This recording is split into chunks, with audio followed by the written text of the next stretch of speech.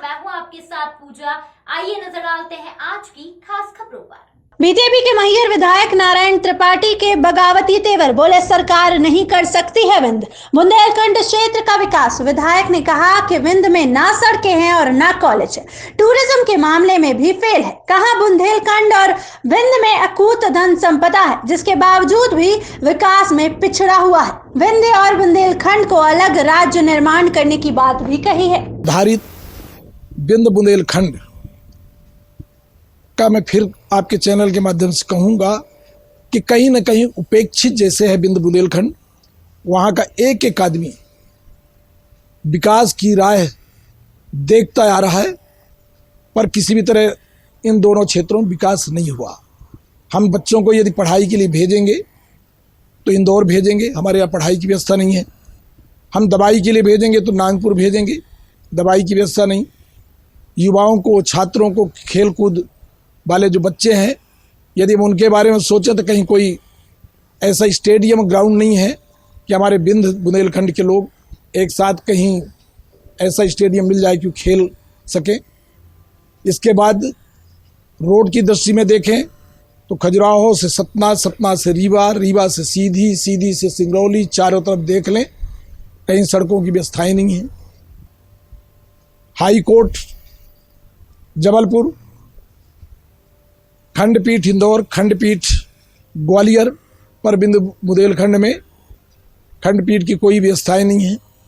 किसी भी विषय में जाए, हम 50 विषय में बात कर सकते हैं, कहीं विंध्य का वो विकास नहीं हो पाया जो होना चाहिए था।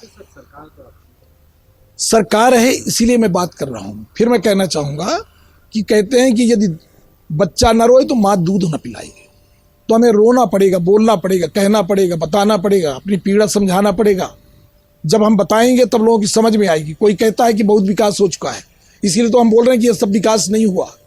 नहीं हुआ, यदि हुआ है तो वो बता दें, और यदि नहीं हुआ तो उसको करने की जिम्मेदारी भी इनकी बनती है। और करने की जिम्मेदारी के साथ साथ जब मध्य प्रदेश का विलय, जब विंध्य प्रदेश का विलय मध्य प्रदेश में हुआ था तो यही मान के किया गया था कि बड़े राज्य बनेंगे तो इसका विकास होगा।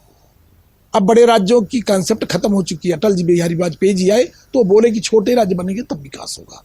तो उनकी इस अवधारणा पर विंध्य का पुनर्निर्माण कर दिया जाए। हम कोई नई मांग नहीं कर रहे, हम पुनर्निर्माण की बात कर रहे हैं। तो विंध्य का पुनर्निर्माण हो, इसके लिए सीएम साहब, मुख्यमंत्री जी, हमारे देश के गृह मंत्री जी, देश के प्रधानमंत्री जी से अपील है, प्रार्थना है कि अटल जी की सोच पर, अटल जी की सोच को साकार करने के लिए विंध्य के लोगों को, विंध्य बुंदेलखंड के लोगों को विंध्य का पुनर्निर्माण करके सौगात दे दें कि विंध्य बुंदेलखंड कई दृष्टि में, खजुराहो, ओरछा, पन्ना का डायमंड, अकूत धन संपदा, विंध्य के तमाम सिंगरौली, शहडोल, अनूपपुर, उमरिया, रीवा, सतना, सब कुछ भरा पड़ा है।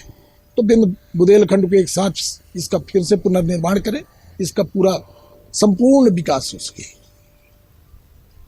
फिलहाल अभी के लिए बस इतना ही। लगातार खबरों के लिए आप देखते रहिए हमें। नमस्कार।